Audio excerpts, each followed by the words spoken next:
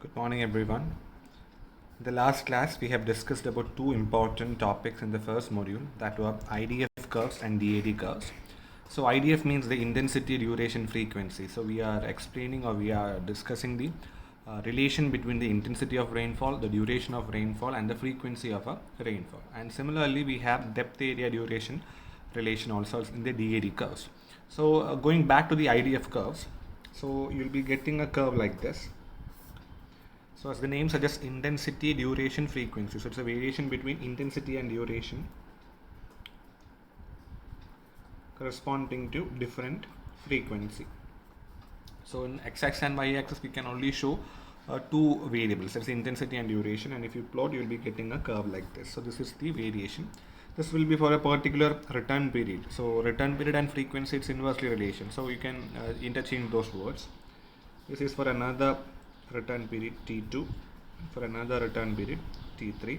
So I can say the return period T3 will be more than T2, will be more than T1. So this is how it is varying. Now there's a general equation for this. So there's a general equation for this. The equation is given by intensity is given by Ct raised to n divided by b plus d the whole raised to n, where I is the intensity and t is the return period, that you know, t is the return period. Then the return period has to be in years. Then your d is the duration of rainfall in hours, the duration of rainfall in hours, and the other things, the constant like c, n, b and m. These are constants, regional constants. It will be varying according to the different regions, regional constants. So for example, if you take the case of South India, the values will be different. For North India, the values will be different. So that's how it is varying. So they might be saying, so say for example, the return period is 10 years. The return period is 10 years, and what will be the intensity of rainfall which is occurring for a duration of 2 hours. That means a rainfall which occurs for 2 hours, which comes back after every 10 years. So don't get confused. This duration means that rainfall will be continuing for 2 hours. And what about this return period? That particular event will be repeating on an average after 10 years. So to find that intensity value, you have to use this equation. So you can expect some numericals that you can that can be asked during the university exam for this. So please note down this question, this numerical question.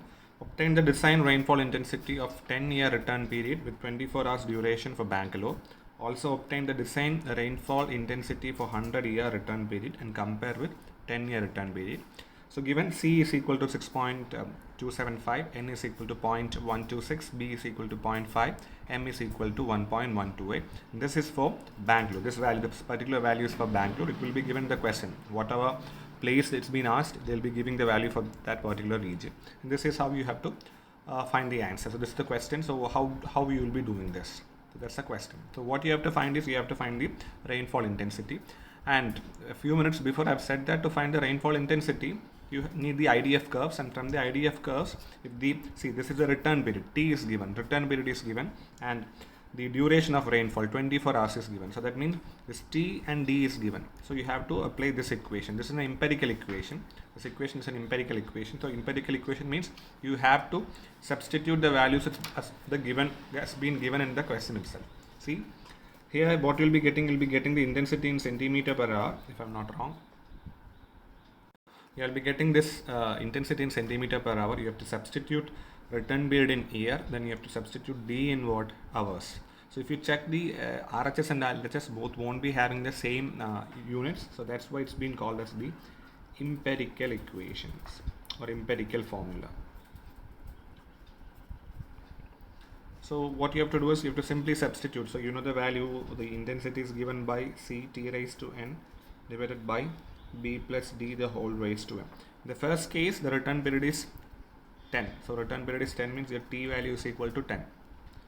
So you have to do 6.275 multiplied by 10, and N value is given to be 0.126 divided by B is 0.5 plus duration of rainfall is 24 hours. 24 the whole raised to 1.128. So if you solve it, you will be getting it as 0.227 centimeter per hour. So similarly, you have to do it for the 100-year flood. So when you substitute it for the 100-year flood, try to solve it by yourself. You'll be getting a value something like, if you are getting it correctly, you'll be getting a value 0.304 centimeters per hour. So from that itself, it's quite clear. What about the intensity? If you're comparing, your 10-year flood is this much and your 100-year rainfall is 0.305 centimeter per hour. So of course, we have already learned that when the return period is increasing, what happens? The magnitude increases, or rather the intensity increases. So